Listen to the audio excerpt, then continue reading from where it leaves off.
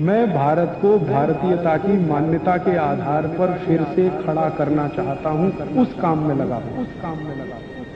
ऐसा ही एक अंग्रेज था हिंदुस्तान पर जिसने बहुत अत्याचार किए हैं, जिसको कभी याद करना भी, हम सपने में भी याद करना अच्छा नहीं मानेंगे। उसका नाम था डलहौजी।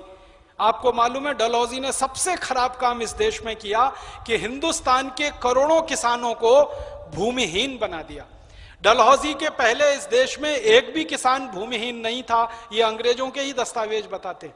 अंग्रेजों के दस्तावेज कहते हैं कि डलहौजी के आने के पहले भारत के हर किसान के पास कम से कम 10 एकड़ जमीन थी, कम से कम 10 एकड़ जमीन थी, कम से कम 10 एकड़ जमीन। इसको ध्यान से सुनिएगा, एक भी किसान भूमिहीन नहीं था। और बहुत सारे किसानों के पास 100 एकड़ थी, 500 एकड़ थी, 1000 एकड़ थी, लेकिन कम से कम 10 एकड़ तो हर किसान के पास थी। डलहौजी ने क्या किया, एक कानून लाया, उसका नाम है लैंड एक्विजिशन एक्ट, जमीन को छीन लेने का कानून। उस कानून को लागू कराया और उस कानून के लागू होते ही करोड़ों किसानों की जमीनें छीनकर अंग्रेजी ईस्ट इंडिया कंपनी की जमीन हो गई। डलहौजी पता है क्या करता था, अदालतें लगाता था। एक शहर में चला गया या एक गांव में चला गया, गांव के नागरिकों को बुलाता था इकट्ठा और उनसे कहता था कि ये जमीन तुम्हारी है, इसको सिद्ध करो। तो लोग कहते थे कि ये हमारे पिताजी ने दी है, पिताजी के पिताजी ने दी है, पिताजी के पिताजी ने दी है। कहता था कागज दिखाओ इसका। अब हिंदुस्तान में कागज पर कोई प्रमाण नहीं लिखने की परंपरा है। हमारे यहां कोई भी कागज पर प्रमाण नहीं लिखा जाता, हमारे यहां तो वचन का महत्व ही बहुत है। तो वो कहते थे हमारे यहां तो परंपरा से, तो वो कहता मैं परंपरा नहीं मानता, तुम्हारी जमीन मेरी हो गई। एक एक दिन में 25-25 हजार किसानों से जमीनें छीनी। जिस डलहौजी ने करोड़ों किसानों को भूमिहीन बना दिया, उस डलहौजी के नाम पर इस देश में एक शहर बसा हुआ है। बहुत शर्म आती है, बहुत अफसोस होता है।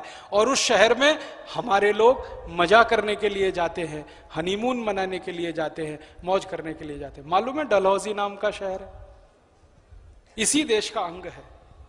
हिमाचल प्रदेश और उत्तराखंड या हमारा जो पंजाब है उसके बॉर्डर पे है, तो हिमाचल और पंजाब के बॉर्डर पर ये डलहौजी शहर खून खौलाता है हमारा। जिस डलहौजी ने हिंदुस्तान के करोड़ों किसानों को भूमिहीन बनाया हो, जिसने जमीनें छीनी हो, किसानों पर अत्याचार किए हो, एक एक दिन में 25-25 हजार किसान भूमिहीन किए हो, उस आदमी के नाम पे शहर क्यों होना चाहिए इस देश में? उस शहर का नाम क्यों नहीं बदल देना चाहिए? हमारे पास कोई नामों की कमी है? याज्ञवल्क शहर हो सकता है, वशिष्ठ शहर हो सकता है, विश्वामित्र शहर हो सकता है, कोई नाम से शहर हो सकता है। हिमाचल प्रदेश के किसी ऋषि मुनि के नाम से वो शहर बसाया जा सकता है। डलहौजी में ऐसे कौन से सद्गुण हैं जो उसके नाम पर वो शहर? दोस्तों, सबसे पहले तो चैनल सब्सक्राइब करें, फिर लाइक, कमेंट और शेयर करें। और हाँ, हमारा एंड्रॉयड ऐप डाउनलोड करना ना भूलें।